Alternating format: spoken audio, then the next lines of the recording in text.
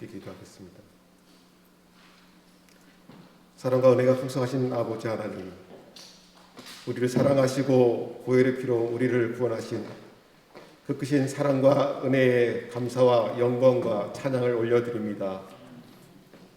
시험을 만날 때마다 빠져나갈 길을 주시고 시련을 만날 때마다 인내를 주심으로 저희들의 신앙이 날마다 성장하게 됨을 감사드립니다. 범사에 감사하고 쉬지 않고 기도하는 믿음의 성도들이 되게 하옵소서. 한 주간의 삶도 주의 은혜로 살아갈 수 있도록 도와주신 은혜를 감사합니다.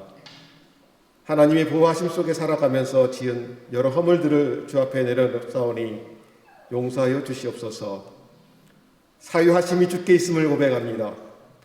저희들의 죄가 비록 주홍 같을지라도 흰눈처럼 깨끗하게 하시는 주님의 용서의 은혜를 허락하여 주시옵소서. 주님, 청주 성도교회를 위해 기도합니다.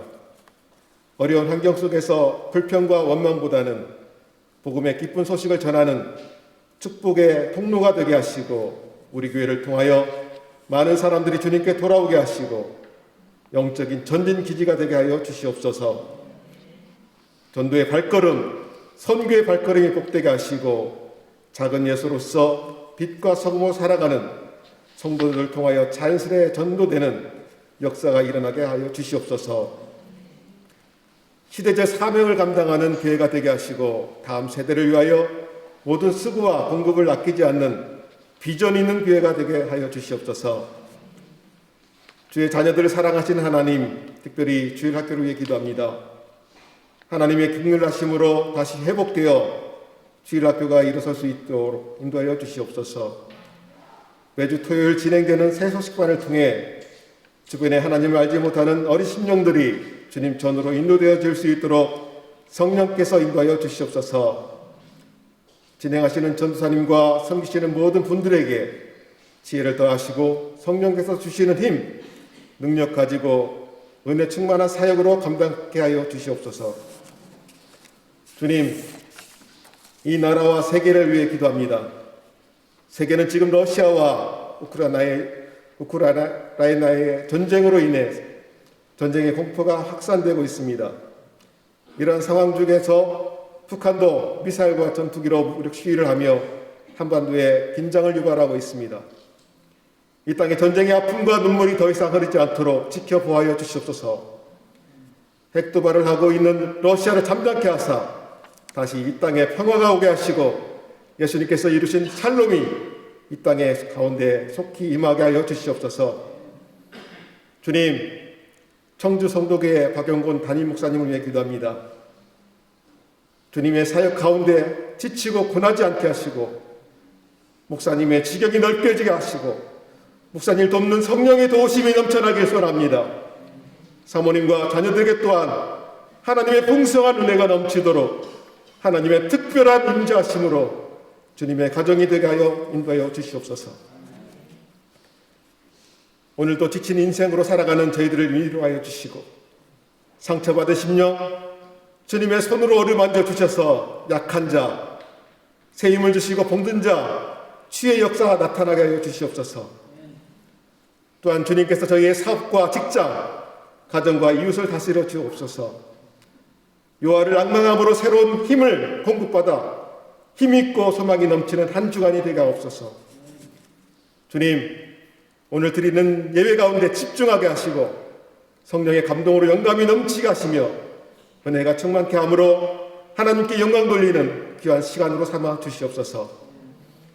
예수님의 이름으로 기도합니다.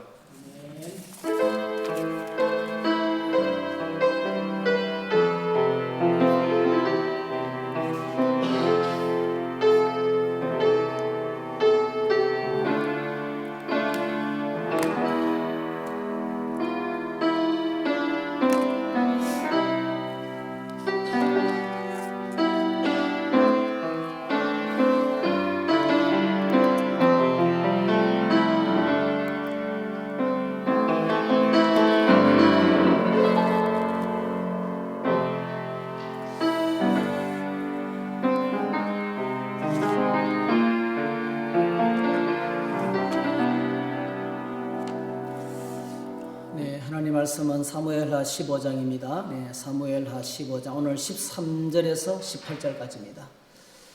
사무엘하 15장 13절에서 18절 성경을 좀 펼쳐 놓으시고 같이 읽으시면 좋겠습니다. 사무엘하 15장 13절.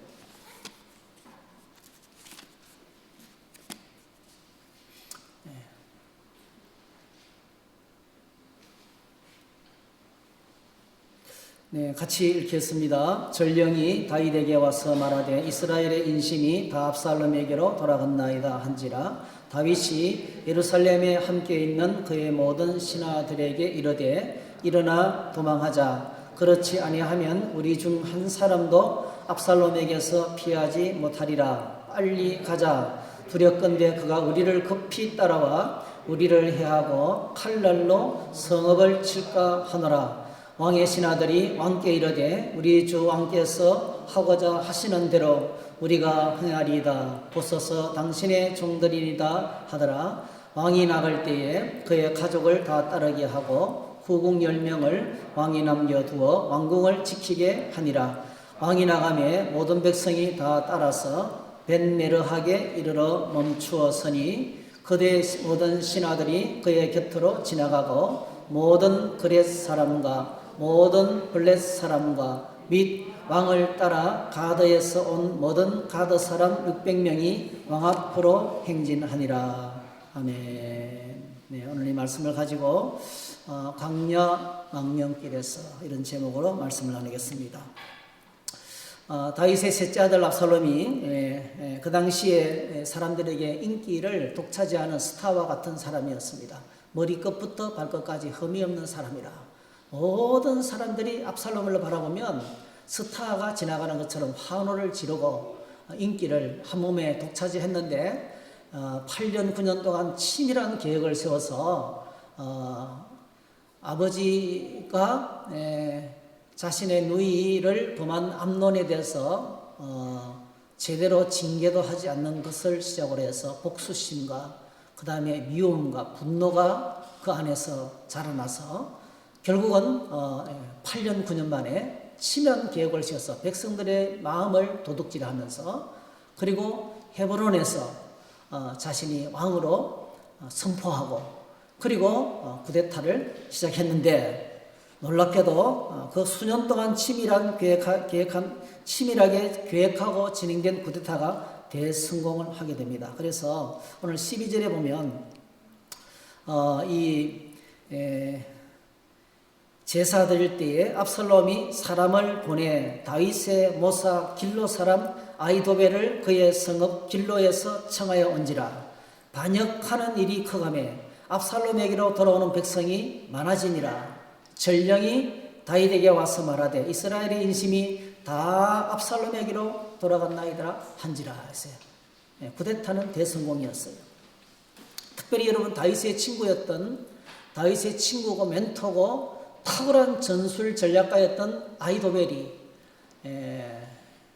다윗을 배신하고 압살롬에게로 합류하면서 이 쿠데타는 걷잡을 수 없이 이렇게 이제 백성들의 민심이 압살롬에게 다 넘어가게 되었다는 소식을 다윗이 듣습니다. 이 소식을 들은 다윗이 어떻게 행동합니까? 지난주일에는 이 부분을 저희들이 그냥 본문을 스킵하고 자세히 살피지 않고 넘어갔는데 오늘 자세히 살피면서 다윗이 어떻게 이 상황을 대처하는지를 함께 보면서 은혜를 나누고자 합니다. 오늘 14절, 15절을 보시면 14절, 15절 보시면 다윗이 이 셋째 아들 압살롬의 쿠데타의 성공 소식을 듣고 모든 신하들에게 제안하는 것이 딱 한 가지예요. 도망가자. 빨리 도망가자. 이 제의를 합니다. 다윗이요 아들의 쿠데타 소식을 듣고 너무 쉽게 예루살렘 궁전에서 도망갈 것을 결정하고 있어요. 너무 쉽게. 여러분 이 다윗은 보통 성이 아니거든요. 여러분 다윗은 또 보통 사람이 아니잖아요. 여러분 다윗은 전쟁 영웅입니다. 그럼 평생 전쟁을 했던 사람이에요. 적군이 몰려온다고 만약에 아람 나라가 쳐들어왔다고 생각해 보세요. 왜 저기 이렇게 쳐들어왔다? 쉽게 물어가겠어요? 자기가 살던 성과 성전이 있고 그리고 백성들이 있는 수도, 이 성을 쉽게 내줄 수가 있겠습니까? 근데 다윗은 너무 쉽게 대신들에게 빨리 도망가자. 도망가는 길밖에 없다. 이렇게 이제 제의를 하고 신하들은 따릅니다. 여러분, 수도 예루살렘 성이 어떤 성입니까? 이 수도 예루살렘 성은 다윗이 이 성을 정복하기 전에 여부서 사람들이 살고 있었는데요. 그 성의 이름은 살렘성, 시온성, 그리고 이제 다윗이 정복하고 난 다음에 다윗성이라고 그랬어요. 다윗이 이 수도 예루살렘 성을, 다윗성을 정복하기 전에 여부서 사람들이 다윗이 침략해 온다 하니까 콧방귀를 끼면서 했던 말이 있어요. 이런 말을 했습니다. 자, 사무엘하 5장 6절 7절에 보니까 왕과 그의 부하들이 예루살렘으로 가서 그 땅 주민 여부서 사람을 치려하며 그 여부서 사람들이 다윗에게 말하기를 네가 결코 이리로 들어오지 못하리라. 맹인과 다리 저는 자라도 너를 물리치리라 그랬어요. 무슨 뜻이냐면 이 성은 난공불락의 성이에요. 그렇게 쉽게 정복되는 성이 아닙니다. 장애인이라 할지라도 너네들 다 물리칠 수 있다는 거예요. 그러니까 장애인들이 너희들과 싸워도 우리는 이길 수 있다는 거예요. 그만큼 뭐죠? 예루살렘 성은 난공불락의 성이고 쉽게 접근할 수 없는, 반란군이 쉽게 접근할 수 없는 요새예요. 요새. 이 예루살렘 성은 요새와 같은 곳입니다, 여러분. 그리고 다윗은 전쟁에 능한 왕이에요. 그런데 지금 너무 쉽게 딱 소식을 듣자마자 야 도망가자 이렇게 하는 거예요. 다윗은요 결정한 겁니다. 아들과 싸우는 대신에 도망가기로 이미 결정한 거예요. 얼마든지 싸울 수 있어요. 얼마든지 버틸 수가 있어요. 이 성은 그냥 보통 성이 아닙니다, 여러분. 그런데 이 다윗은 아들과 싸우지 않고 그냥 피신하기로 결정하고 광야로 망명길을 선택하게 됩니다. 그리고 다윗이 이제 도망을 가는데요. 도망가는 모습을 보면 수도 예루살렘 성에서 피신해서 망명길에 오는 다윗의 예정을 보면 이 지도가 이스라엘 지도가 있는데 잘 보일지 모르겠는데 아래쪽에 있는 것이 사해입니다. 저 위쪽에 있는 호수가 갈릴리 호수예요. 그 두 사이를 연결하는 것이 요르단강이에요. 요르단강. 예루살렘이 여기 있어요. 예루살렘. 전 보여요? 파란색. 여기 예루살렘이에요. 예루살렘 한참 밑에가 헤브론이에요. 예루살렘에서 조금 가면 바후림이라는 곳이 나옵니다. 바후림. 이 바후림을 지나서 요단강을 건넙니다. 이제 요단강을 건너서 어디까지 가냐면 마하나임까지 가는 거예요. 이것이 다윗의 피난 일정이에요. 마하나임은 어떤 것입니까, 여러분? 다윗이 유다왕이 되었을 때 아브넬이라는 북쪽의 군대 장관이 이스보셋을 데리고 수도로 나라를 창건한 곳이 마하나임이에요. 마하나임도 굉장한 요새죠, 요새. 그러니까 안전한 곳을 찾아서 도망쳤는데 마하나임을 향해서 도망을 치는 거예요. 그때 여러분 도망가는 모습을 보면 이해가 안 되는 부분이 많이 있어요. 여러분 15장 17절을 한번 보실까요? 자, 15장 17절에서 23절에 보니까 어떻게 행동하냐면은 왕이 나가매 모든 백성이 다 따랐어. 자, 다윗과 합류하는 모든 백성들이 다윗을 따라가는데 벤메르학 번역하면 궁에서 멀리 떨어진 곳 뜻입니다. 이 말다시. 그러니까 이제는 더 이상 왕궁이 보일락 말락 하는 그 마을이에요. 한참 나와서 왕궁이 보이지 않는 그곳을 벤메르학이라 하는 거예요. 벤메르학에서 멈추어 서는데 18절 보세요. 그의 모든 신하들이 그의 곁으로 지나가고 모든 그렛 사람과 모든 블렛의 사람과 및 왕을 따라 가드에 온 모든 가드 사람 600명이 왕 앞으로 행진하니라. 벤메르학에 이르러서요.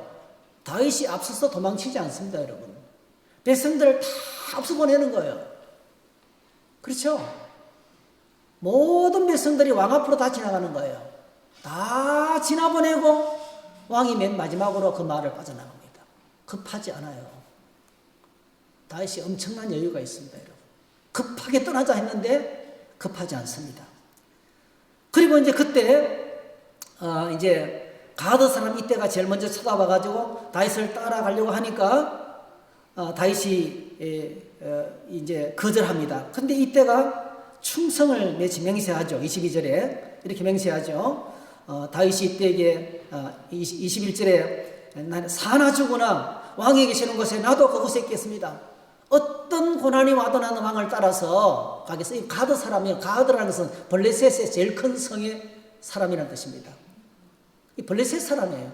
블레셋 사람인 이때라는 사람이 600명의 군대를 거닐고 다윗과 함께 광야에서 고통스러운 삶을 살기로 작정하고 고생길에 합류한 거예요.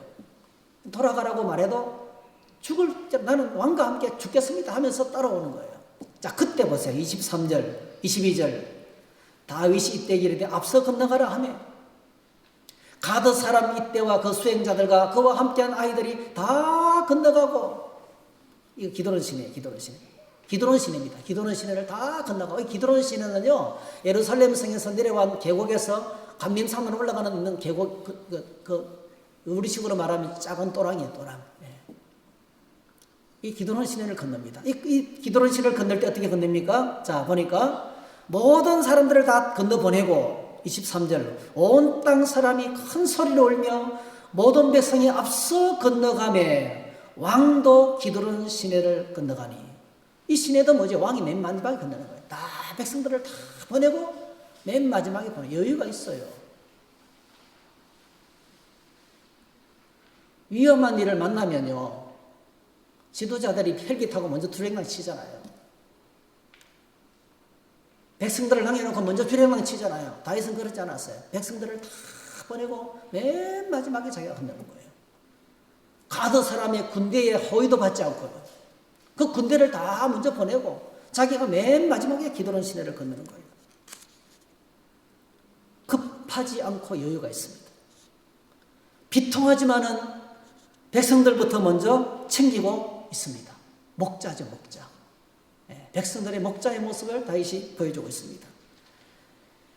그리고 이제 다윗의 망명길에 15장에서 3명, 세 그룹의 사람들, 16장에서 2사람들이 찾아와요. 5그룹의 사람들이 다윗을 찾아오는데, 제일 먼저 기드론 시내를 건너기 전에 가드 사람이 이때가 찾아와서 600명의 군대를 이끌고 다윗과 함께 망명길에 합류하겠다고 찾아옵니다. 다윗이 이때를 강력하게 만류하죠. 그때 이때가 충성스러운 고백을 합니다. 21절에 있는 것처럼 이때가 왕께 대답하여 이르되 여호와의 살아계심과 내 주 왕의 살아계심으로 맹세하옵나니 진실로 내 주 왕께서 어느 곳에 계시든지 사나 죽으나 종도 그곳에 있겠나이다. 나중에 이때는요 다윗의 사랑받는 군대 지휘관이 됩니다. 블레셋 사람인데 이렇게 충성스러운 하나님의 백성에 가입되는 그런 사람이 됩니다. 두 번째로 찾아온 사람, 제사장 그룹이죠. 기드론 시내를 건넌 후에 제사장들이 법궤를 메고 다윗을 찾아옵니다. 법궤를 메고 다윗을 찾아옵니다. 제사장 사독과 아비아달, 여러분 기드론 시내를 건너서 그 다음에 이제 감림산이 오르막길이 시작되는데요. 얼마나 힘들겠어요. 이 제사장들이요 다윗이 나간다는 소식을 듣고 부랴부랴 이제 법궤를 울러매고 다윗과 함께 광야길을 함께 하겠다고 사독과 아비아달과 아히마스와 요나단 그의 아들들 4명이 제사장 그룹이 다윗을 찾아옵니다. 그때 여러분 우리가 지난주에 생각했던 것처럼 그들을 다시 예루살렘으로 돌려보내면서 돌려보내는 이유를 2가지를 제시합니다. 첫 번째로는 하나님의 은혜가 있으면 내가 다시 돌아와서 이곳에서 예배하겠다는 거예요. 다시 돌아와서 내가 이곳을 예배할 테니까 원래 있던 곳에 법궤는 원래 있던 곳으로 모셔가라는 거죠. 나와 함께 오는 것이 아니고 원래 있던 성막에 법궤를 모시고 원래 있던 자리로 돌아가라는 거예요. 어떤 환란이 와도 당신들의 자리를 지키면서 거기서 예배하는 업무를 감당하라는 거예요. 그리고 다윗이 뭐죠? 이 제사장 그룹들에게 압살롬이 정복하고 난 다음에 예루살렘에서 벌어지는 소식을 전해줄 것을 기대합니다. 나는 광야 나루턱에서 기다릴 테니까 당신들이 예루살렘에서 벌어지는 일들을 나에게 전달해달라고 이렇게 그들을 다시 예루살렘으로 돌려보냅니다. 정말 충성스러운 사람이죠. 하나님의 사람들이 다윗과 함께는 하겠다고 나섰지만 돌려보냅니다. 세 번째 다윗을 찾아온 사람 누굽니까? 이제 기드론 시내를 건널 때 백성들이 통곡을 하는데요. 기드론 시내를 건너서 감림산 길을 올라갈 때 다윗의 모습을 성경은 이렇게 소개하고 있습니다. 온 땅 사람이 큰 소리를 울면서 모든 백성이 앞서서 건너가고 왕도 기드론 시내를 건너가니 건너간 모든 백성이 광야길로 향하니라. 그 다음에 30절에 보니까 다윗이 감람산 길로 올라갈 때에 그의 머리를 그가 가리고 맨발로 울며 가고 그와 함께 가는 모든 백성들도 각각 자기의 머리를 가리고 울며 올라가니라 했어요. 여러분, 감림산은요 지금도 공동묘지예요. 감림산은 지금도 공동묘지. 지금도 가면 온통 묘지예요. 왜? 메시아가 오면 거기서 부활할 것이라 생각하기 때문에요. 그래서 여러분, 기드론 시내를 건너서 감림산으로 올라간다는 것은 이게 죽음입니다. 죽음을 각오한 사람들이 건너는 거예요. 그래서 이게 머리를 가리고 맨발로 걸으면서 통곡하는 것은요, 사람이 죽었을 때 하는 행위예요. 가장 최고의 슬픔을 표현하는 장례식 행렬이 되는 거예요. 사람 죽었다는 거예요. 네, 죽었다 이제는. 죽음을 각오한 자들이 건너는 것이 기드론 시내예요. 여러분, 놀랍게도요, 이 기드론 시내는 굉장한 의미를, 그러니까 기드론 시내를 건너서 감림산 길로 올라간다는 것은 아주 깊은 의미가 있는데, 예수님께서도 이 길을 걸어가셨어요.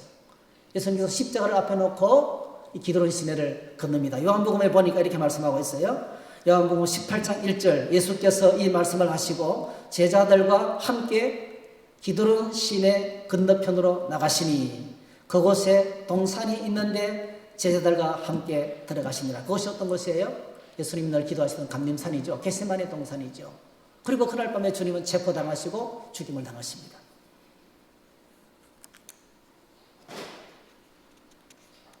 그래서 기드론 시내를 건너서 감림산 길을 올라가는 것은 죽음을 각오한 사람들이 건너는 거예요. 여러분, 사람들은요, 죽음 앞에 설 때 새로워집니다.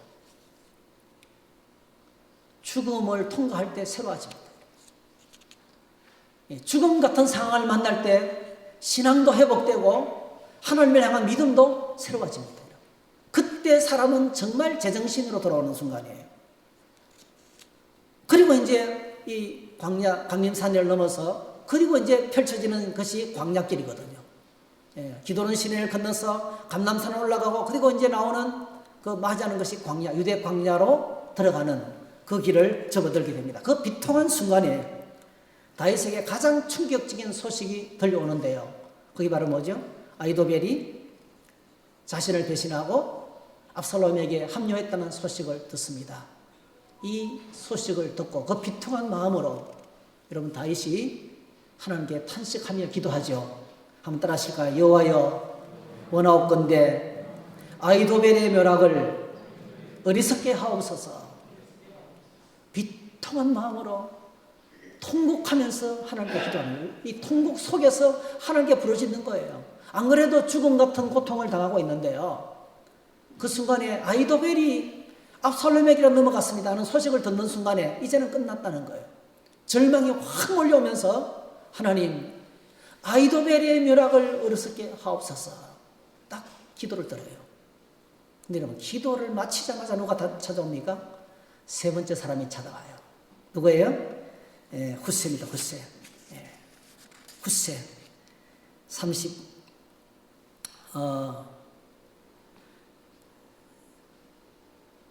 32절에 32절부터 37절까지. 다윗이 하나님을 경배하는 마루턱에 이를 때에 아렉 사람 후세가 옷을 찢고 흙을 머리에 덮어쓰고 다윗을 맞으러 온지라. 다윗이 그에게 이르되 내가 만일 나와 함께 나아가면 내게 누를 끼치리라. 그러나 내가 만일 성읍으로 돌아가서 압살롬에게 말하기를 왕이여 내가 왕의 종이니이다. 전에는 내가 왕의 아버지의 종이었더니 이제는 내가 왕의 종이다 하면 네가 나를 위하여 아히도벨의 묘락을 패하게 되리라. 사독과 아비아달 두 제사장이 너와 함께 거기 있지 아니하냐? 내가 왕의 궁중에서 무엇을 듣든지 사독과 아비아달을 두 제사장에 알리라. 그들의 두 아들 곧 사독의 아히마스와 아비아달의 요나단이 그들과 함께 거기 있나니 너희가 듣는 모든 것을 그들 편에 내게 소식을 알릴지니라 하는지라. 다윗의 친구 후세가 곧 성읍으로 들어가고 압살롬도 예루살렘으로 들어갔더라 했어요. 여러분, 여호와여 하나님 도와주세요라고 부르짖어 기도했는데요. 기도가 마치자마자 아렉 사람 후세가 다윗의 절친 아히도벨과 맞서서 다윗을 변호하고 지킬 묘략가 후세가 딱 나타나서 다윗의 말을 듣고 목숨을 건 위험이죠, 그죠? 위험천만한 상황이지만은 예루살렘으로 들어갑니다. 그래서 여러분 15장에서 다윗 편에서 하나님 편에서 다윗을 찾아온 귀한 사람들 이때 그리고 뭐죠? 제사장 그룹들 그리고 후세가 이 사람들이 다윗 편에서 끝까지 남아서 사역을 하면서 자신의 몸을 던져서 다윗을 위해서 끝까지 충성하는 사람들이 됩니다. 자, 그런데 참으로 다윗의 부탁으로 다시 예루살렘으로 들어간 이 사람들 제사장 그룹들은요 후세가 전해주는 압살롬의 전략을 듣고 위험을 무릅쓰고 아히마스와 요나단이 이 소식을 광야 나루턱에 있는 다윗에게 전달합니다. 오늘 밤 여기서 머물지 말고 빨리 요단강을 건너라는 거예요. 상황이 급하다는 거예요. 지금 아히도벨이 바로 추격하자고, 바로 추격해서 따라잡으면 전멸시킬 수 있다는 전략을 세웠다는 거예요. 그래서 이 소식을 알려줍니다. 그래서 이 다윗의 부탁을 받고 예루살렘에 들어갔던 이 사람들이 후세는 여러분이 아시는 것처럼 아히도벨의 묘락감을 써서 임금을 지금 당장 공격하는 것은 너무 위험천만하다. 다윗은 전쟁에 나간 사람이다. 그와 함께한 사람은 보통 사람들이 아니다. 이건 그냥 싸워야 될 전쟁이 아니고 전 백성들을 동원해서 전면전을 벌쳐야 된다. 이렇게 후세가 다윗을 위해서 아히도벨의 묘락을 무너뜨리는 전략을 세웠는데 놀랍게도 한번 따라합시다. 하나님의 은혜로 하나님이 역사하시는 거예요. 하나님의 은혜로 아히도벨의 묘락이 물리쳐지고 아히도벨은 자신의 묘락이 물리쳐지는 것을 보면서 더 이상 이 압살롬이 실패한다는 것을 이미 알았어요. 똑똑하니까요. 그리고 스스로 목숨을 끊고 제거됩니다.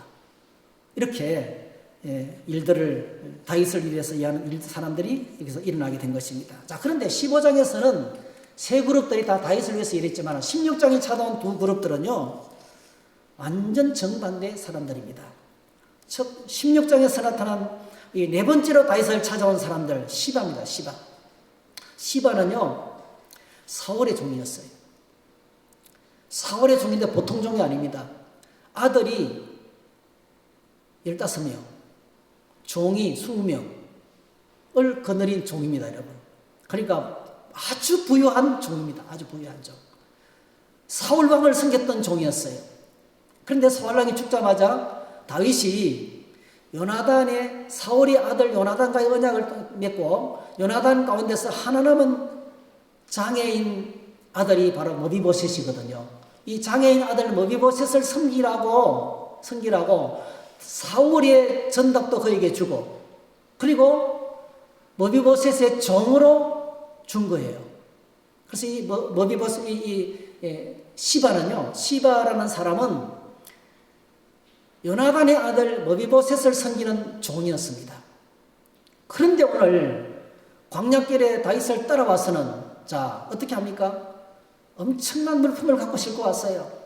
1절에 보니까 나귀 2마리, 떡이 100개, 금포도 100송이. 그 무더운 여름날 광야를 행진하는데 얼마나 덥겠어요. 물이 칙칙 나는 여름 과일 100개. 뭐 수박이든지 이런 거 있잖아요. 물이 많이 나는 이런 과일들. 여름 과일 100개, 포도주 가죽 부대를 갖고 온 거예요. 이 시바의 영접을 받고 또 이 물품을 받으면서 다윗이 마음이 홀딱 넘어갔어요. 그래서 다윗이 묻습니다. 2절에 내가 무슨 뜻으로 이것을 가져왔느냐? 무슨 뜻으로 이것을 가져왔느냐? 진짜 대접은 맨 마지막에 하는 거죠. 우선은 이렇게 말합니다. 나귀 2마리는 왕의 가족들이 타고 그 다음에 떡과 과일은 청년들이 먹게 하고 포도주는 들여서 피곤한 자들에게 마시게 하려 함입니다. 이랬어요. 3절. 그런데 여러분 그 주인을 이 머비보셋은 전쟁이 일어났을 때 유모가 아이를 피신시키다가 떨어뜨려가지고 다리를 다쳐서 혼자서는 걷지 못해요. 반드시 장애인 활동 보조 도우미가 있어서 그를 도와줘야만이 움직일 수 있는 그런 사람인데 이 주인을 놔두고 시바 혼자 왔단 말이에요. 그래서 당연히 너의 주인은 어떻게 지내느냐 물을 수밖에 없죠. 그래서 물었습니다. 내 주인의 아들이 어디 있느냐? 이렇게 물으니까 시바가 이야기하기를 그가 예루살렘에 있는데 말하기를 이스라엘 족속이 오늘 내 아버지의 나라를 내게 돌리리라 하나이다. 이렇게 말한 거예요. 이건 엄청난 모함이죠. 주인과 같이 와야 되는데 오지 못해서 죄송합니다. 주인의 말을 들어보니까 머비보셋의 말을 들어보니까 압살롬이 이제 반정을 일으켜서 다윗을 몰아냈기 때문에 장차 이 나라를 다스리는 왕은 내가 될 것이다. 머비보셋이 사울 왕의 손자니까요. 그렇게 말했다는 거예요. 엄청난 반역이고 모욕이죠. 그동안에 이 머비보셋을 예로 다윗이 요나단과의 언약을 생각해서 양궁에서 식탁을 배설하고 사울의 모든 재산을 복권시켜서 그에게 주고 종까지 붙여주면서 이 사울과 함께 한 식탁에서 밥을 먹는 한 식구가 되었습니다.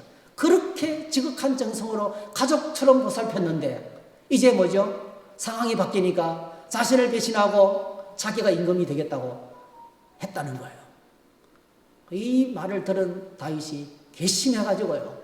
어떤 결정을 내립니까? 4절 왕이 시바에게 이르되 머비보셋에 있는 것이 다 내 것이냐? 안 그래도 재산인데 이걸 머비보셋이 노린 거예요. 이 어려운 시기에 다윗에게 딱 접대를 하고 사기극을 쳐서 주인의 모든 재산을 자기 것으로 만들기 위해서 이렇게 모함을 한 거예요. 다윗이 아무것도 모르고 넘어갑니다, 여러분. 그대로 사기극을 당합니다, 여러분. 시바입니다. 그 다음에 두 번째로 나타난 사람이 누구예요? 여섯 번째로 나타난 사람이 시므이죠.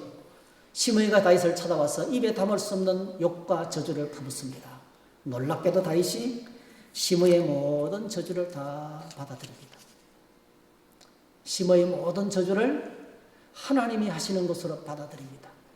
참 놀랍습니다, 여러분. 이 다윗의 모습을 통해서 우리가 한 가지 우리가 발견할 수 있는 것이 바로 뭐죠? 사실은 이게 여러분 이 시므이가 찾아온 장소가 바울임이거든요. 바울임 16장 5절에서 보니까 다윗 왕이 바울임에 이르며 이 바울임이 어떤 것이냐면요. 다윗이 유다 왕으로 있을 때 북쪽에서 이스보셋이 왕이 됐는데 아브넬이 이스보셋을 배신하고 다윗에게 찾아와 가지고 내가 나라를 통합시키겠다 이렇게 제안을 했습니다. 그때 다윗이 아브넬에게 한 가지 조건을 제시합니다. 네가 올 때에 사울의 딸 미갈을 데려와라 합니다. 사울의 딸 미갈을 데려오지 않으면 내가 안 만나겠다는 거예요. 그는 내 아내다는 거예요. 나와 정원한 아내라는 거예요. 근데 여러분 사울의 딸 미갈은 어떻게 살고 있냐면요. 사울의 딸 미갈은 이미 다른 데 시집가서 남편을 만나서 행복하게 살고 있는 가정의 아내였어요. 그런데 아브넬이 다윗에게 오면서 미갈을 데리고 오니까요. 그 남편이 바울임에까지 따라오면서 통곡을 하면서 따라왔어요. 그래도 아브넬이 아주 싸늘하게 너는 돌아가라고 명령하니까 어쩔 수 없이 그는 통곡을 하면서 미갈을 버리고 떠나갔던 것이 바울임이에요. 통곡하면서 그 아내 미갈을 빼앗겼던 장소가 이 바울임이에요. 이 장소에 왔을 때 여러분 다윗이요 시므이를 통해서 이런 엄청난 저주를 듣는 거예요. 이제 입장이 바뀌었죠. 다윗이 지금 미갈의 심정이 되고 그 남편의 심정이 된 거예요. 그래서 다윗이 시므이의 저주를 어떻게 받아들입니까? 그는 하나님이 나에게 하는 저주다. 자신의 잘못을 깨닫고 다시 하나님께로 돌아가는 사인이에요. 여러분 오늘 저와 여러분들이 우리의 신앙은요. 하나님이 내게 주신 이상한 환경을 받아들일 때 그게 진짜 믿음이 회복되는 것입니다. 믿음이 회복되지 않는 사람은 이상한 상황을 만나면 하나님 왜 나에게 이런 상황을 주십니까? 라고 얘기합니다. 믿음이 딱 들어오면요. 그 모든 상황이 받아들여져요. 앤드류 무레이가 겸손이라는 책에서 진정한 겸손은 하나님이 내게 주신 모든 상황을, 이상한 상황을 받아들이는 것이다 했는데, 다윗이 뭡니까?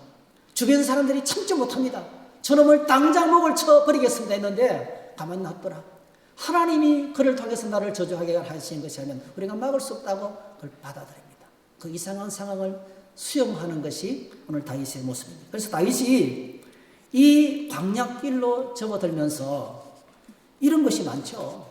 왕궁 잃어버리고, 자식 잃어버리고, 사랑하는 친구 잃어버리고, 여러분 다 잃어버렸어요.